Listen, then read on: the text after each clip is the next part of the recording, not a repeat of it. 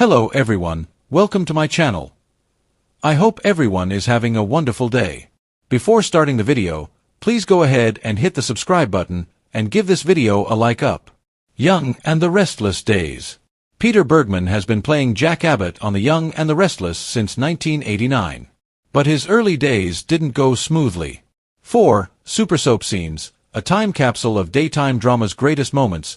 The 3-time Emmy winner recalled what went wrong and who was to blame for it. Read an excerpt from the book of Bergman's confession below. To me, the most fantastical thing that happens in daytime television, not regularly, but often enough that we've all seen it happen on every single daytime show. One day, one actor is on, and the next, there's another guy on saying he's Jack Abbott. That it ever works is extraordinary to me. It is unbelievable to me that the audience ever makes that transition. Surprise, surprise, they sometimes make that transition easier than the actor does. I get to work at my new job, and everyone knew Jack Abbott better than I did. Every prop guy, every lighting guy, everyone knew Jack Abbott and how he would react. I found it initially pretty threatening. I had to decide to make this role my own. Yes, Terry Lester found Don Diamant's Brad Carlton an annoying pool boy. But I decided I could not stand to be in the same room with Brad Carlton.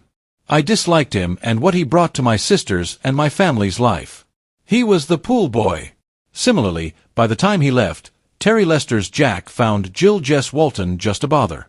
But I decided that Jill was the one person whom Jack kind of met his match with.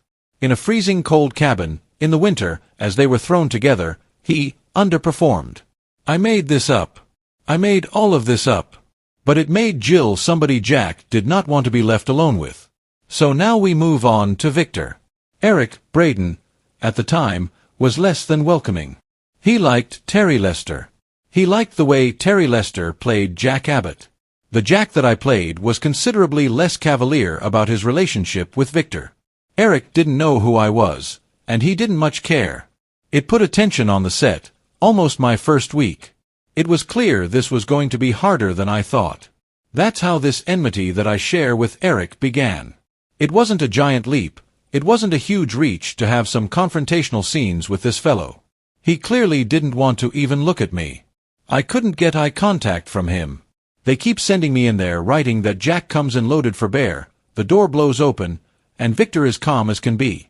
All of his lines where he's supposed to be yelling back at me, he's not yelling at all. He's sitting there, musing, amused by this crazy man that just walked into his office. Which only made me more pissed off. Keep in mind, I'd come from 10 years on another show. I came from playing one of the nicest guys in America, Cliff Warner on. I'm a trained actor. I wasn't a model who was discovered in a drugstore. I did my share of acting. I have my share of Shakespearean background. I had some tools to bring with me. Before Cliff Warner, I always played the snotty rich kid. The pompous scion to the family fortune was not new to me. I had done this in the theater, I had done this in other things.